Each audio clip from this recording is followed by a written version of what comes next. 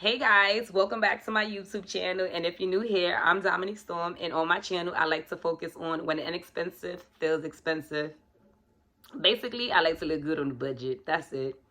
The end. But yeah, so today in today's video, I would like to reintroduce myself to you guys if you don't know me personally. And I would also like to introduce my business to you guys, Dominque Storm Collection. A few weeks ago on my personal Instagram page, I posted Ask Me Anything. So I also would like to use this video to answer some of those questions. Okay, so who is Dominque Storm? All right, first off, I just want to let you know, Dominque Storm is my actual real name. Dominque is my first name and Storm is my middle name. I was given my middle name from my mother's mother, my grandmother, and I was also born during a storm on Super Bowl Sunday, 1987. The Giants won. So yeah, that's just a little. So yeah, so Dominque Storm is actually my real life name. Dominque Storm, I am a divine goddess having a human experience. That's like number one, right? Number two, I am a mother of two girls. I have a 16-year-old daughter and I also have a 6-year-old. They are exactly 10 years and 8 days apart from each other. I don't know what I was thinking. I had one at the age of 18, and then I had 10 years later, at 28, I had my youngest daughter. I'm also an undergraduate. I graduated Monroe College with 2 degrees. I have my associate's and I have my bachelor's degree, both in criminal justice. That's a political science degree. I graduated in 2010, and then I graduated again in 2011. So it took me like 3.5 years to get that. I'm also the owner and operator of Dominque Storm Collection. Okay, Dominque Storm Collection is my online boutique. I started almost 10 years ago. I did not start out online. Actually, last year was my first time I had websites and domains before, but this is my first time like actually really using it. I started Dominque Storm Collection May 2022. It was actually Mother's Day. My mother's sister came to visit my mother's house, and she was looking out the window and she noticed a lot of people selling flowers and stuff like that on the corner, and she was like, dang, like if I could just think of something like that to like make money. And then I don't know where, but out of nowhere she said to me, she was like, if I gave you some money to start selling pocketbooks and you know, like women's accessories, would you do it? And I was like, hell yeah, like yeah, sign me up. Like, are you serious? And she was like, yeah. She was like, I'm gonna give you some money. And she told me don't fuck her money up. And the very next day, that Monday, she had me meet her at the train station. And when I arrived to the train station, she had this really large suitcase. I'm like, what the I know we going shopping, but what's going on? So she took me downtown to 34th Street in that area and introduced me to the wholesale market. I had no idea that, I mean, like, yeah, I didn't know. I knew that downtown they used to say, like, you know, people bootleg things and stuff like that. That's where you get your bootleg shit from. But I didn't know that they had like a whole wholesale market out there. I wasn't aware of that.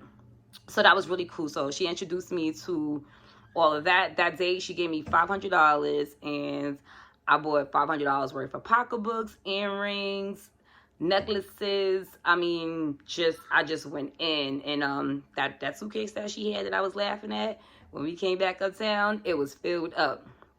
And when I got home, I had no idea what the hell I was doing. I remember me being so excited though, like, yes, like I have something that feels right to me. Like, this feels like something that's really right for me to do at this time. I remember just being so happy, and I was writing down like the names of the earrings, like what I was gonna call it, and the prices.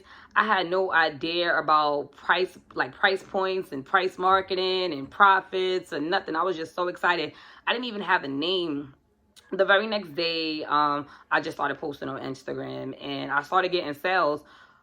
Yeah, I started getting sales, and I was like, I remember me just being so excited. Like, I was making deliveries to people. I didn't care if they was buying one pair of sunglasses for $3, because at one point I was selling sunglasses. They were like $5, buy 2 for $8. It was like just like different prices and stuff like that. And I will go all the way uptown. I had a Metro card, and I will go all the way. Matter of fact, it wasn't even my Metro card. It was my mother or my sister's Metro card. I think it was my mom's Metro card. I would wait till she get off of work, and I would use her Metro card, or I'll use it on the weekends to make runs. I feel like it was like a, I think it's called an unlimited, right? I ain't take the train in a minute. I ain't trying to even sound like that, but I feel like it was an unlimited Metro card. And I used to use her Metro. I used to use her Metro card, and I would go make my deliveries. And I will also have people do pickups. So I would have them do pickups like a block or two away from me, and I'll just meet them there on the corner, and I'll just do the exchange like that. So that's really basically how I got started. It was no YouTube videos teaching me how to become the best businesswoman. It was trial and error. So that's basically how I got, you know, through that. And that was going on for about 2 good years that I was selling accessories and stuff like that. It just felt really good because it was like I was in control of my own destiny. It wasn't like I was making so much money that I wasn't able, like I quit my job because I was making so much money. It just felt so fulfilling, and it felt like I was in control over my own life, and it made me really, really, really feel good. Then fast forward 2 years later, in 2014, I'm still selling accessories, pocketbooks, and stuff like that. Within 2 years, I have learned some things on my own. At the time, I was like 5 or 6 years old. So I started like beading bracelets for her. Like they were really cute, just going with her outfits and just pictures, whatever. And then I was like, shit, I might as well start beading bracelets and selling them. So I started beading bracelets and selling them. Then adults started hitting me up like, can you make this? Can you do that? Then I got into like beading bracelets like crazy. Like that was around the time where everybody was rocking beaded bracelets and everybody needed one. So I started making beaded bracelets, and that's kind of like when the money started to come in at. And then I also used to customize bamboo earrings. I used to wrap these jokers up in denim. I used to have I guess I could tell y'all my secret now, right? I don't even know if it was a secret or not. I used to have black electric tape, and I used to wrap it around the earrings and sell it. I used to paint the earrings, so if you wanted a pair of red bamboo earrings with glitter on it, girl, I got you. So I started like really building like customers and stuff like that. I started to build customers selling those items. So I had my pocketbooks, I had my sunglasses, I had my necklaces, I had earrings, and then I started beading bracelets, and then I was customizing earrings. So that was really good. And I was making money. I wasn't making money that I was paying rent, but I was doing really good for myself. Then fast forward 2 years later, at this time now, probably not just starting, but at this particular time, I was at a club. I had my table set up with jewelry. It's this promoter that lives in a neighborhood in the Bronx where I'm from. He used to have parties and stuff like that. I'm sure he still does, but we're talking about this time. This is 2014. He's having he had a party, and he invited me there to set up my jewelry table so that I can make some sales and stuff like that. So I remember this day like it was yesterday, because it was literally the beginning of like, I didn't even know what was going to happen. So I got there, I sat at my table, everything was cool, regular, normal. I'm making sales, people checking out, they getting my business card, you know, exchanging information on Instagram, you know that. I remember it was 3 females that walked in. They walked in the club. Was it in daytime? Was it like it must have been like Sunday. It could have been brunch. I don't know if it was a day party. I don't know. I just remember, I feel like it was daytime. But anyway, these ladies, they walked in. They had t-shirts on their shoulders. And on the t-shirts, it had 2 words on it. And the 2 words on the t-shirt said, fuck her, right? These 3 ladies walked in this club with those t-shirts, and they walked out the club with no t-shirts. And I kid you not, every guy, damn near every guy inside that club that night, or that day, because I felt like it was a day event, here nor there, every guy, just about every guy in there, took off their shirt or threw that shirt on top of their shirt, and the shirt said fuck her. So every guy in there had fuck her shirt on. My mind was blown the fuck away. Y'all walked in here with t-shirts and walked the fuck out with no t-shirts, and y'all made sales. I don't think that they were giving out the t-shirts. That's a good question. I don't think that they was giving those jokers out. I feel like they was selling them shirts and they walked out. I feel like that was a Sunday. It might have been like a brunch or something. Anyway, I'm telling y'all, the next day, everybody's hitting me up on Instagram like, yo, you got those shirts? You got those shirts? I'm like, I ain't got them shirts. What shirts you talking about? And I was like to myself, after the last you got them shirts, I was like, I ain't got no shirt. I don't got those shirts. I wasn't me that was selling them shirts, but I got something for you. That was the start of Dominque Storm Beard Gang. DSC Beard Gang. That was the start of that. That day, I started to think, I feel like it was a Monday, I started to think, like, what can I do? What can I do? Like, what can I do that's gonna make an impact just like the fuck her shirts did? I wish I knew them. I wish I knew who they were, because y'all definitely sparked something in me. But anyway, so yeah. So I started thinking, and I'm like, everybody, you know, in Philadelphia, I'm sure in other states, but in New York, 2014, 2013, 2014, the beards was like a big deal out here. Like, motherfucker, I mean, niggas that ain't never thought about growing a beard, people wanting to grow a beard, can't grow a beard, everybody just beard. All the ladies is attracted to men with beards. It's just like, it was like a overnight craziness in New York. I remember waves was popping, and it went from like, who gives a fuck if you got waves, a boy head, you got a beard, you lit type shit. So I hit up my graphic designer, and I'm like, yo, I need you to create something that has like a man with a beard and stuff like that. And I explained to him what I wanted. So I wish I had the email of my first my first sample. That was so bad, because it wasn't a bad sample. It was just that it wasn't what I wanted. And because of that, and I'm sure my delivery was like that wrong at the time, so I ain't know how to speak to people. I was like, basically like, nah, this ain't it, buddy. Like, this is not what I want. It got so bad that he didn't even want to make it for me. He was like, yo, I'll just send you your money back. And I'm like, nah, like, we gonna do this. We gonna like on some real shit on the phone. Like, nah, we gonna do this. Like, I don't want my money back. Like, you gonna do this. Like, I just believed in him so much. And I remember when he got it right, and I was so happy. And I feel like I remember because one of my friends at the time, he was training me at the gym, and I remember me showing it to him. I remember me just being so like excited. And then my graphic designer at the time, he's still my graphic designer today, but at the time he used to like print out the shirts and stuff like that. He would do it. So production started inside of his home, and we got them shirts done. And I remember I started out just like customizing shirts and stuff. Like, people would hit me up. They'd be like, oh, I want a green logo, I want a yellow logo, I want this, I want that. And I would just customize it, and, you know, like whatever color that they wanted.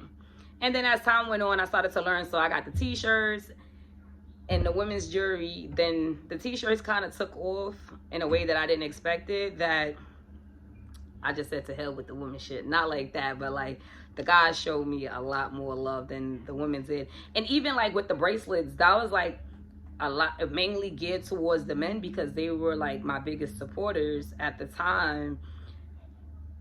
So that's how my Dominque Storm collection journey began, and that's how the DSC Beard and DSC Beard just did really, like, it did really well. I wish that I would have continued to be consistent, because I would have definitely been somewhere else. Like, when I tell you I was making sales, I had customers in the United Kingdom. Like, that was my favorite story to tell. The United Kingdom, Puerto Rico, Arkansas, Florida, New York, Philly, just literally all over. I was making sales, and this is without a website. So like, people were literally hitting me up and trusting that I was going to send them their product, and I did. And I, you know, I ran into problems when sometimes the package wasn't delivered correctly. I didn't know how to properly label stuff, so I would just regular tape it and not know by the time it reached the destination that the label just came off, and now it's just nobody knows with the package. So I learned a lot through that. So that made me so excited sharing that. So I hope you guys kind of get an understanding of Dominque Storm collection. Doing that off and on up until maybe 2015. That was, yeah, right. That was the year that my daughter was born. So then things kind of like slowed down. My youngest daughter was born the next year, 2015. So things kind of slowed down. So I was like off and on, off and on, off and on. 2020, I had relaunched the Dominque Storm, the DSC DSCBEARDGANG t-shirts. I did like a limited edition shirt, which was really cute. I'm going to post it too, because I'm really proud of that. And then what happened? Okay, that was in 2020. And then in the next year, 2021, I decided I wanted to relaunch Dominque Storm collection. And I wanted to rebrand myself. I wanted to get back to the basics. I wanted to get back to selling to women audience, because I'm a woman. Like, I want to market and sell to people like me. And I mean, even though the men, like, that was beautiful, because it's like there's no hate, there's no jealousy, there's no nothing. Like, they like the product, they're gonna buy it. So it's not like, oh, I like the product, but because it's like, they don't care about stuff like that. They just was buying it, and they was happy, and I was happy too. In 2020, I decided I wanted to rebrand Dominque Storm collection. And I really sat down and I thought about it. I'm like, what do you want to do different? I decided that DSCBEARDGANG is always going to be a part of my heart, and I'm always going to like push out things, but it's not going to be like my #1 priority, even though it probably should be. But I wanted to get back to like Dominque Storm collection, like the start out. I wanted to get back to my women audience. I wanted to start back selling pocketbooks and maybe accessories one day. So I also wanted to consider, when I was rebranding, that I wanted my customers to have an experience. I wanted them just like, okay, so Dominque Storm collection slogan is, when inexpensive feels expensive. I'm all about looking good, but if you don't have the money to look good, you can still look good. Like, there are things that you can repurpose in your closet. There are things that you can buy that just make sense, that you can have it for like years. That's always going to complement your closet. So I'm not really into like spending money on material things, but I like to look good. So if I buy something, it's gonna be cheap, and it's gonna be an investment somehow too.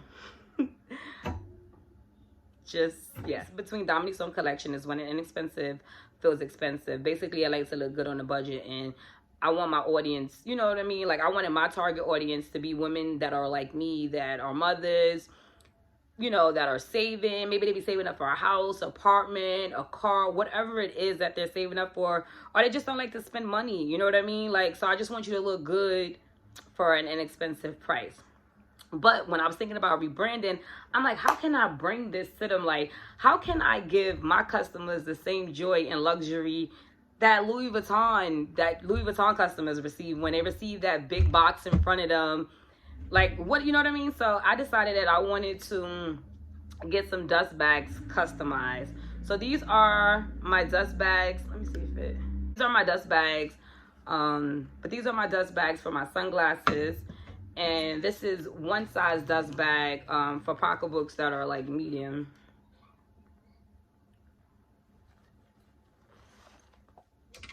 So one of my customers, when they open up their, take out their package out of the poly mailer, they get this really cool Dominque Storm customized dust bag, and they get to have that experience.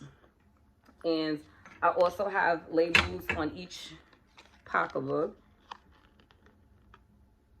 Can you see that? Yep. And that's an actual, and this is an actual silhouette of me in a picture. I'm going to throw it in the screen just so that you guys can see. This is from my first photo shoot in 2000. No, it's not my first photo shoot, but it's my first BeARDGANG photo shoot in 2014 that I did this. I'm going to add some, actually, I'm going to add some photo shoot pictures. And also, The sunglasses, they come with tags too. Oh, where's my tag? There we go.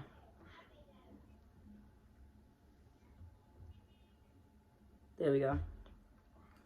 And it just goes on the side. I'm gonna slide that back on.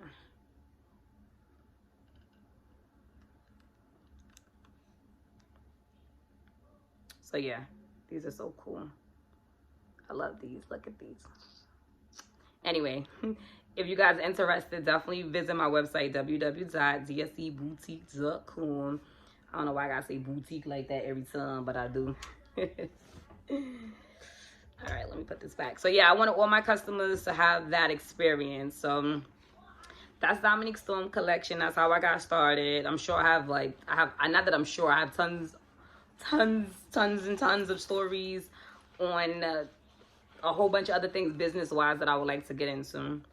But now I want to use this time to answer the questions that was asked on Instagram. Okay, so the first question is, where do I see myself in the next 3 years? So in the next 3 years, I see my business becoming a lot more successful than what it already is. I would like to see myself, like, you know, receiving my goal, my daily goals that I would like to make money-wise every day. I would love to see that happen. I also would want to continue like doing things for the community, helping people, because that's what I love to do most. And for one whole year, I did not do any of those things. Last year I didn't do any giving back, and that's just not me. So I cannot wait for that. And I know that I'm going to be living out some of today's prayers. The things that I am currently praying for now, I know that I will be living out those dreams in the next 3 years. The question, what keeps you going? Because I know, okay, there we go. The next question is, what keeps you going? Because I know there are days you just want to say fuck it. Yeah, that was the question. I was like, yo, how you can't read your own handwriting? So what keeps me going? Honestly, no matter what anyone says to me, it's something inside of me that's just letting me know, like, don't stop, keep going. Even and it wasn't a voice that just started like yesterday or today. This has been going on since I started. I haven't been sure about a lot of things in life, but I am extremely sure that I'm going to be successful in this business. I am going to be a multi-millionaire because of this. It's just something that I know inside of me. It's nothing that anyone can deter me from. In the beginning, I used to allow people opinions and thoughts, you know, attached to me, and they started to become my opinions and thoughts of myself. But once I got censored, I realized, like, nah, like, this is what's gonna happen, and that's just that.